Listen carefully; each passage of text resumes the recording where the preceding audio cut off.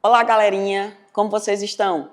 Voltamos mais uma vez na TV Assembleia para mais um Partiu IFP. Eu sou a professora Nereida e vamos continuar com as dicas de língua portuguesa. A aula de hoje, ela traz uma continuidade da aula anterior, que nós falamos de quê? Figuras de linguagem, os recursos expressivos. Essas figuras, elas são tão importantes que merecem que a gente comente um pouquinho mais sobre, tá certo? Então, na aula anterior, falamos sobre essa imagem que está aí, as figuras de linguagem, que são recursos expressivos, recursos estilísticos, que servem para criar efeitos de sentido, para trazer maior expressividade. Não tem essa imagem minha aí, meu avatarzinho? Foca nele. Tá o Partiu IFP lá para cima com as figuras de linguagem, porque figuras de linguagem bomba no classificatório. Então, você não pode deixar de revisar. Então, essa imagem também a gente trouxe na aula anterior, que é uma figura de linguagem. Para que elas servem? Elas são mecanismos que servem para ampliar a expressividade de uma linguagem. Era muito comum nas poesias, nas letras de música, mas hoje tem anúncios publicitários belíssimos, utilizando as figuras de linguagem. Então, elas têm natureza plurissignificativa, inúmeros significados, e utilizam, além dos recursos que a gente já sabe, eles utilizam recursos linguísticos também. No caso, as figuras sonoras, que são os recursos fonológicos, e utilizam também os recursos sintáticos. Você tem as figuras de sintaxe também. Então, é bem interessante. As figuras lembram, né? Sonora, de palavra, de sintaxe e de pensamento. E tem as principais. Eu coloquei nessa imagem algumas, resumindo, e coloquei a imagem também. Essa imagem ela é muito interessante porque ela traz um resumo, eu coloquei antítese, comparação, paradoxo, prosopopeia, metonímia, hipérbole. Essa imagem ela traz as principais figuras, o conceito delas ainda traz uma imagem para te ajudar a identificar, porque a imagem ela participa da construção do sentido do texto. O exemplo que eu te dou é justamente o de hipérbole, lá no cantinho. Observe, você tem aí um túmulozinho, aí diz assim, vou morrer de rir, tá? É o uso do exagero, a linguagem exagerada para chamar atenção. Outro exemplo que eu acho interessante é que tem aí a fada sensata. Ela é uma fada sensata, né?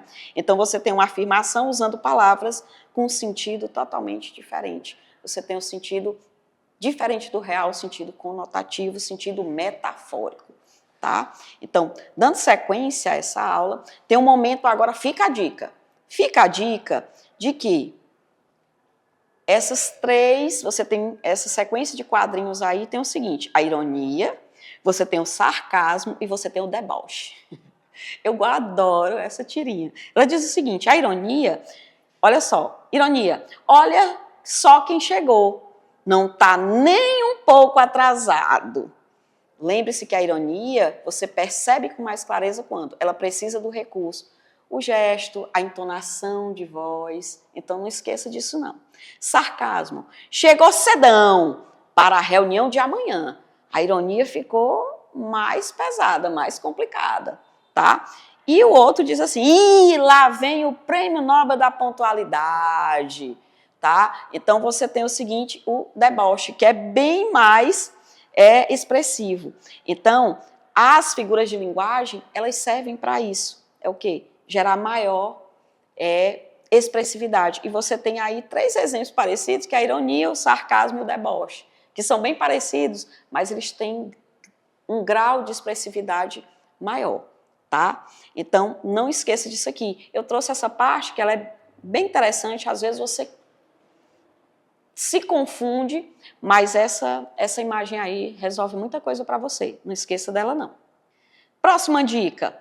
2 figuras de linguagem também que muita gente confunde. É a elipse e a zeugma.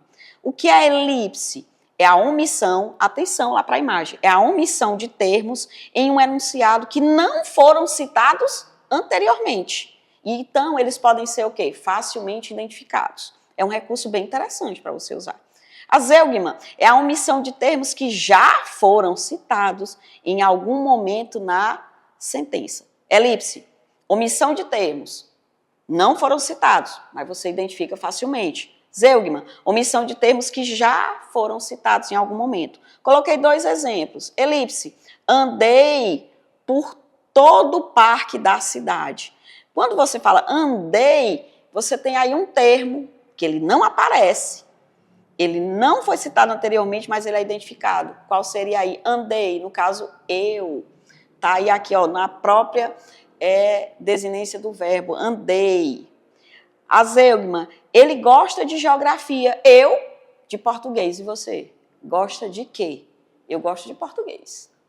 Tá? Então, sim, ele gosta de geografia. Aí você tem o sinal de pontuação, ponto e vírgula. Eu, de português. Alguma palavra, aí ela não aparece, tem a omissão de uma palavra, mas ela foi citada antes. O quê? O verbo gostar. Tá? Então, aí é uma diferença bem simples, mas que você não pode esquecer, porque às vezes você confunde. Elipse e zeugma, tá certo? Vamos lá, fica outra dica. Essa é uma questão que eu acho bem interessante, essa imagem, tá? Ela já foi utilizada em várias questões de vestibulares, de concurso, e ela traz uma informação bem bacana. Você tem aí um personagem bem conhecido, um artista bem conhecido, tá? Já falecido, que é o Chico Anísio. Nessa imagem, analise toda a imagem. Você tem vários personagens que ele criou, tá? E trabalhou muito bem durante a vida dele. E nessa capinha de jornal diz o seguinte: morreram Chico Anísio. Você tem aí, o ano era 2012. O que chama a atenção nessa figura? Primeiro, nós vamos trabalhar aqui uma figura de linguagem que a gente chama de silepse. A silepse, ela é também conhecida como concordância ideológica. Por quê? Você não faz a concordância direto com a palavra, mas com a ideia que está contida. Então, você pode ter achado estranho quando diz morreram Chico Anísio. Mas quando se refere a morreram, no plural, se refere a quê? A todos esses personagens que ele brilhantemente construiu. Tá? Então, isso é o valor expressivo de uma figura de linguagem. Então, a silepse é uma delas, que é a famosa concordância ideológica, que pode ser tanto de número, de pessoa ou de gênero.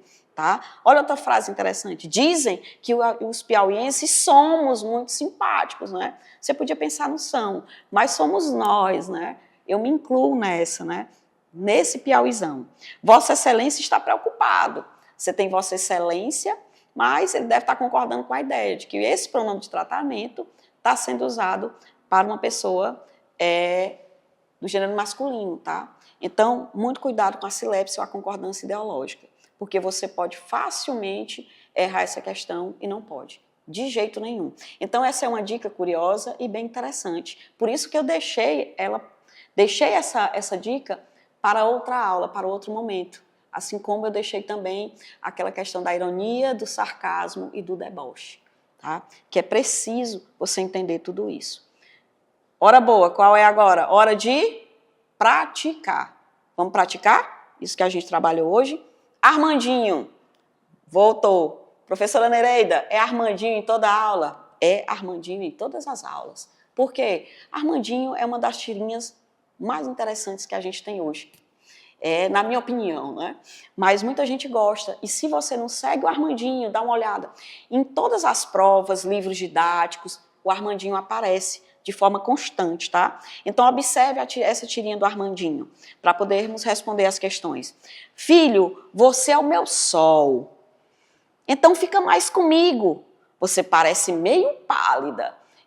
Na aula de interpretação de texto, eu falei das informações implícitas, que você tem que ler nas entrelinhas. E o Armandinho, ele adora trabalhar isso nas tirinhas. No caso, o autor, mas o Armandinho adora fazer isso, né? Então, vamos para a questão 1. Acabei de ler a tirinha para vocês, e na questão 1 diz o seguinte: na oração, você é meu sol. Olha só, quem é que você pode dizer para você que é o sol? Minha mãe é meu sol. Meu pai é meu sol, minha sobrinha é meu sol. Quem é que é sol para você? Mas vamos lá para a questão. Na oração, você é meu sol. No primeiro quadrinho, a palavra sol. Responder a questão. Primeira coisa que eu faço, que eu já dei essa dica, que você precisa fazer. atenção para o comando da questão, para o gênero textual que está sendo suporte. A gente vai trabalhar tipo e gênero textual nas próximas aulas. Mas preste atenção no comando da questão. Ele se refere aqui ao primeiro quadrinho, você é o meu sol, e ele diz, a palavra sol foi empregada pela mãe com que valor? Olha só, com que valor? Aí, o que chama a atenção? Letra A, real, literal e denotativo. É basicamente a mesma coisa, né? A palavra no sentido real é literal e a palavra no sentido denotativo. Que muitos gostam de dizer que a palavra no sentido denotativo é aquela palavra que está onde? No dicionário.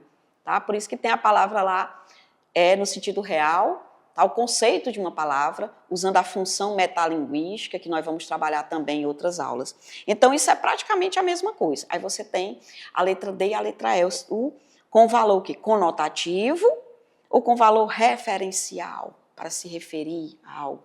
Então, o que é isso aí? O que seria você é o meu sol? Lembra das figuras de linguagem? Você é meu sol. Você é como o meu sol. Essa comparaçãozinha implícita, que não tem como é que eu chamo?